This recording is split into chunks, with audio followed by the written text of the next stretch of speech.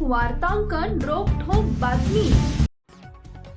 सोलापूर शहरातील वाहतूक पोलिसांच्या वर्तनावर प्रश्नचिन्ह उपस्थित करणारी घटना समोर आली आहे। अक्कलकोट रोडवरील पाणीटाकी चौकात शहर वाहतूक उत्तर शाखेत कार्यरत असलेले ट्रॅफिक पोलीस हवालदार राजेंद्र खाडे यांनी एका दुचाकी स्वारात तरुणाला अर्वाच्च भाषेत शिवीगाळ करत धक्काबुक्की केल्याचा प्रकार घडलाय।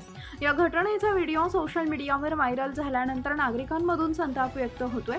मिळालेल्या माहितीनुसार मंगळवारी दुपारच्या सुमारास वाहतूक नियमांचं उल्लंघन झाल्याच्या कारणावरून संबंधित तरुणाला हवालदारांनी अडवलं। याचवेळी त्याचा मोबाईल जबरदस्तीने काढून घेतल्याचा तसेच त्याच्या विरुद्ध गुन्हा दाखल करण्याची धमकी दिल्याचा आरोप करण्यात आला आहे।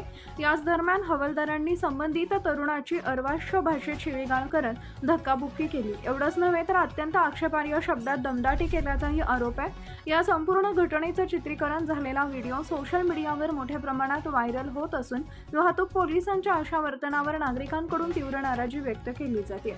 वाहतूक नियमांचं उल्लंघन करणाऱ्यांवर कायदेशीर कारवाई करण्याचा अधिकार पोलिसांना असला तरी नागरिकांशी अपमानास्पद व अरेरावीची भाषा वापरणं योग्य नसल्याची भावना व्यक्त होतीये।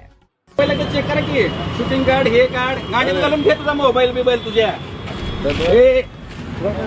तुला आत्ताच सांगतो तुला उचलून आपण बघायचं का तुला लागला का शानपणा करायला ऐकून घ्यायला म्हणून तुला ऐकून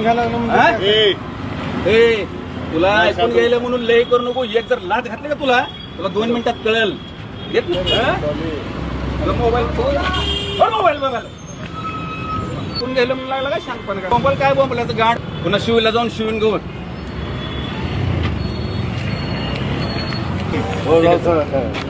तुम्ही आला म्हणून तर त्याला मारायलोय मी।